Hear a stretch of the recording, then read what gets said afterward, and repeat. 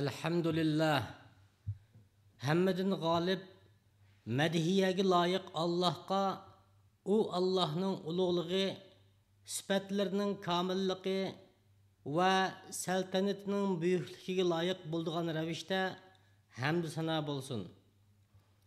Jami nuqsonlardan pok, ol Allohga o'z yaratgan mahluqotlarning sonidek, o'zi rozi bo'lgudek, arshiga to'g'ri kelgudek va kalomi yezilgan siyohdek hamd aytimiz.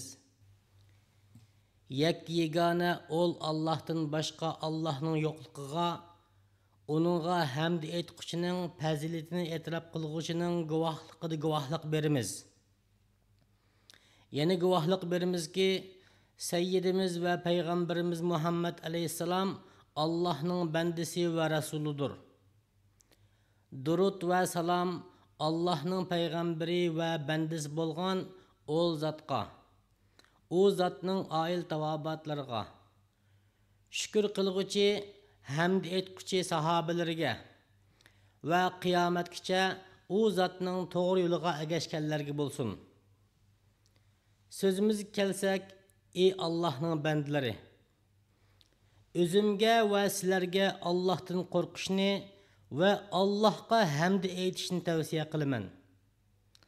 Allah Teala Kur'an-ı Kerim'de mundaq deydi: Allah'ның sizlerge bergen nusretiga şükür kılış yüzüsüden Allah'tan korkunlar. Ey müminler, Allah Teala onun bilen kitabideki Tüncü Suresini başlagan ve onu 40'tın köprek ayette keltirgen, şundakla onun bilen cimi mahlukatları o zatqa tesbih eytip turduğan bir kelime var. O bolsumu Elhamdülillah degen hamd kelimesidir.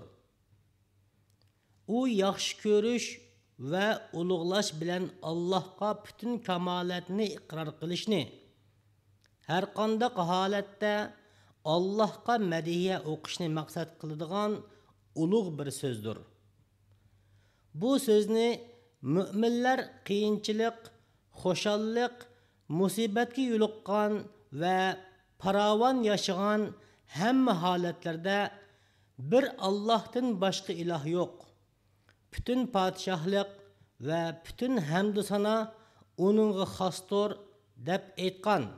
Şundaqla Perverdigarning icabet qildiganligini ve onu bendem rast etti, menden başka ilah yoktur, bütün padişahlık ve bütün hamd-ı sana manga xasdır dep onu tasdiqlaydiganligini his qilgan holatda davomliq takrorlab turdi. Ey Allah, sana cimi hamd sana xastır ki sen bizni yarattın, bizge rızık verdin, bizni hidayet kıldın, bizge ögettin, bizge salametlik ve tinç amanlık nimetin verdin. Şundakla bizni doğru rehberlik bilen izzetildin. Ey Perverdigarımız, bütün hamd sana xastır ki sen bizge nurgun yaxşılıklarını ata kıldın. Nurgun güzelliklerini aşkarıldın. Nurgun kabih işlerimizni yoşurdun. Yani nurgun ters işlerimizni asan kıldın. Nurgun kıyınçlıklarımızga çıkış yolu kılıp verdin. Bütün mahlukatlar daim şükür eytip turduğun, kainattaki hemme nerse her vakit tesbih hamd eytip turduğun zat. Allah Teala Kur'an-ı Kerim'de mundaq deydi: Kainattaki qandaqliki nersi bolmasın, Allah'ni pak dep medileydi. Ey Allah'ның bendileri, köp hamd aytquchlarning qatoridan tushib qolmanglar. Perverdigarыңlarga hammadan burun hamd sana aytquchlardan bo'lishga aldiranglar.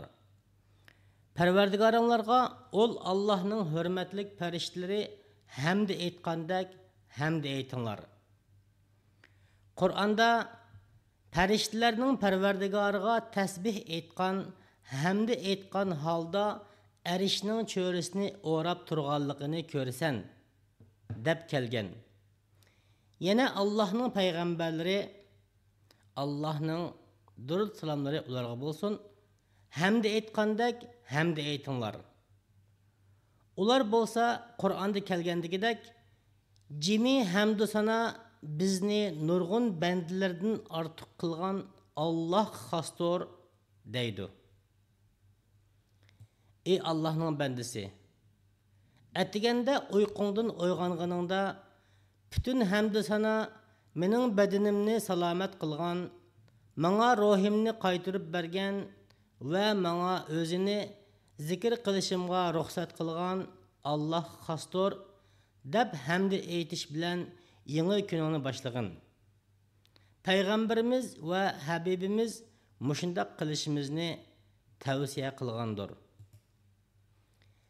Agar yemek yesang yoki suv ichsang, Allohga bu rizqqa qarta hamda aytqin.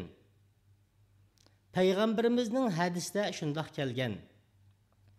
Haqiqatan Alloh taolo atigan va kashlik tamoqlarda yegan narsalarga qarta hamda aytgan va ichgan narsalarga qarta hamda aytgan bandalardan rozi bo'ladi.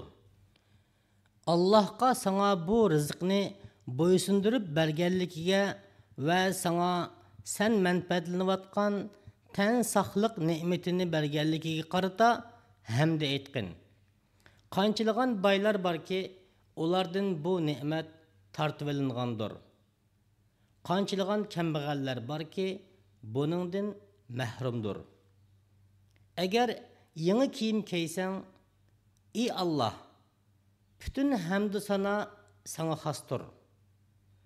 Uni sen menga kiydirding. Senden onun yaxshiligini va onun uchun yasalgan narsaning yaxshiligini so'rayman. Ya'ni uni sening taat ibodatingga ishiltishimga yordam berishingni so'rayman. Sen bilan uning yomonligidan va onun uchun yasalgan narsaning yomonligidan panoh tilayman. Ya'ni uning sana asilik qilishimga sababchi bo'lib qilishidan panoh tilayman degan. Agar bir sinoqqa mubtalo bo'lg'uchini ko'rsang, Allohga salomatlik ne'matiga qarata ichingda hamda aytqin. Buningda payg'ambar sallallohu alayhi va sallamning hadisda kimki bir musibatga mubtalo bo'lg'uchini ko'rsa, jimi hamdu sana seni mubtalo qilgan narsadan meni qutuldirgan va meni ko'pincha mahluqotlardan tinchlik, salomatlik bilan ortiq qilgan Alloh xosdir desa, uningga ashu musibat yetmaydi degan so'ziga amal qilgan bo'lasan. Ey Alloh pok farzand ato qilgan musulmon, alhamdulillah degan. Ey farzandi vafot bo'lib ketgan musulmon, senmu Allohga Allohning taqdir qilganiga qarta alhamdulillah degan. Va payg'ambar sallallohu alayhi va sallamning munu so'z bilan xush bishorat topqin. Agar bandaning bolasi o'lib ketsa, Alloh taolo farishtalarga bandamning bolasini qabz qildinglarmi? Bandamning yurak parisini qabz qildinglarmi? Bandam nima dedi deydi. Ular sana hamda aytdi va istirjo etdi. Ya'ni inna lillahi va inna ilayhi raji'un dedi deydi. Shuning bilan Alloh bandamga jannatda bir uy bino qilinglar va uni hamda uyi deb atanglar deydi. Agah bo'linglar ki, ko'p hamda aytish Sayyidimiz va Habibimiz sallallohu alayhi va sallamga agashgan holatda beshimizga keladigan hamma narsaga qarata Rabbimiz tarafdan keldi. Uningda cho'qim bir yaxshilik bor deb chin ishongan holda o'zinglarga odat qilinglar. Ya ayyuhallazina amanu ati'ullaha va ati'ur rasul va ulil amri minkum. Ey mu'minlar, Allohga, payg'ambarga va o'zinglardan bo'lgan ish ustidagilarga itoat qilinglar. Aqulu qawli hada va astagfirullah. Alhamdulillah. Allohga uning ne'matlarini iqror qilguvchining hamdi aytgandek hamdi aytimiz.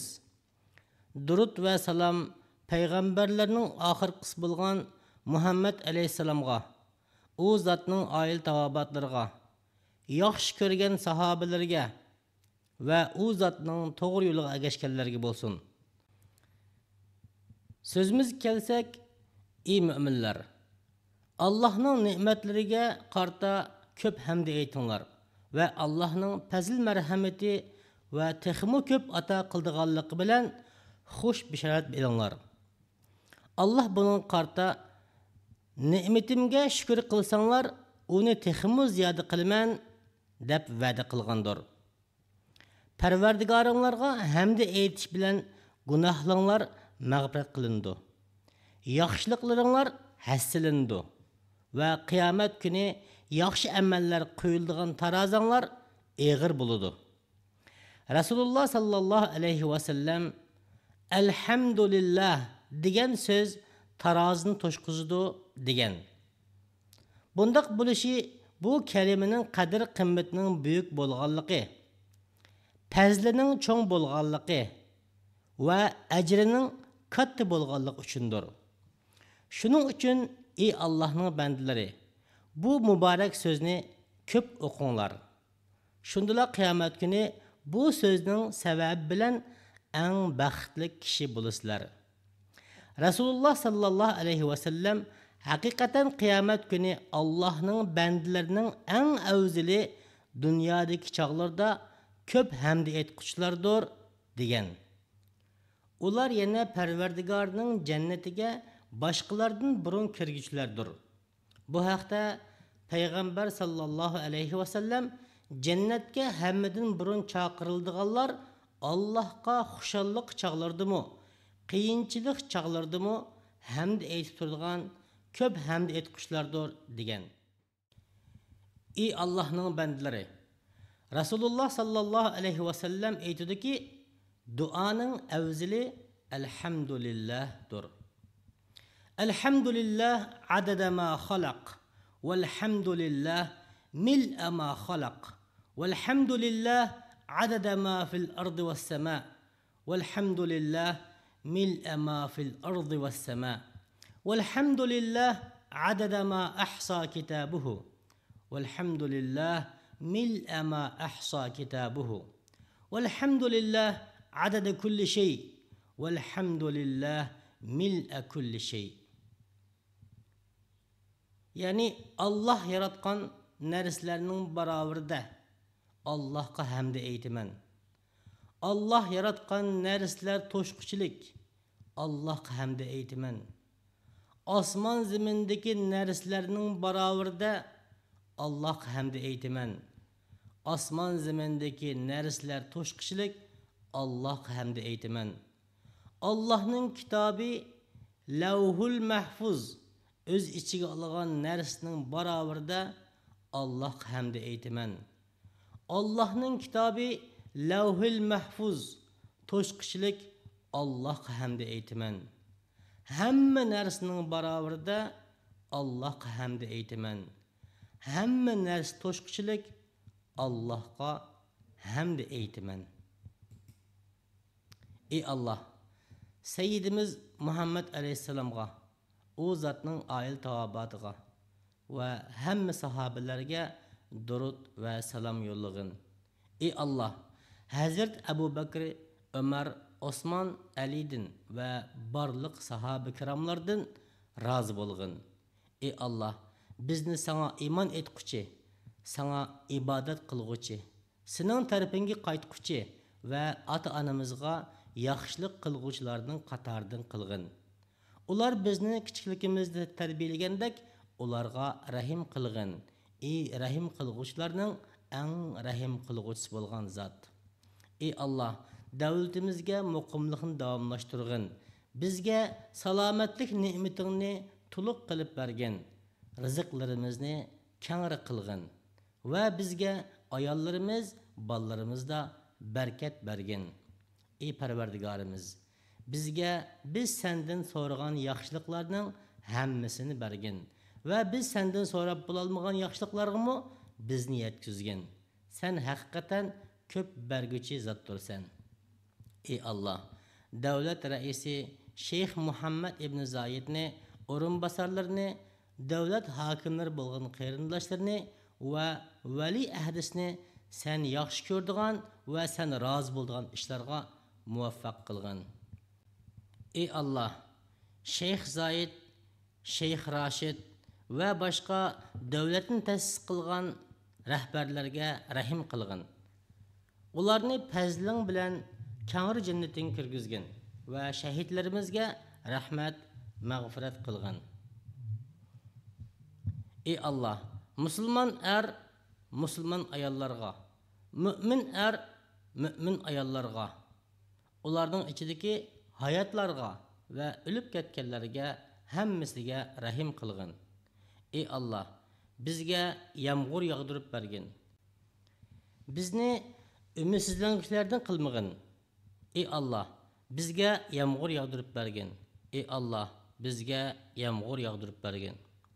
Ey Allah, bizga dunyodami yaxshilik ato qilgin, oxiratdami yaxshilik ato qilgin. Bizni do'zax azobidan saqlagin. Ey Allohning bandalari, ulug' Allohni zikr qilib aslanglar. Shunda qilsanglar, Allohmi sizlarni aslaydi. Allohning ne'matlariga shukr qilinglar. Shunda qilsanglar, sizlarga Alloh ne'matini texmo ziyoda qilib beradi. Vassalamu alaykum va rahmatullohi va barakatuh.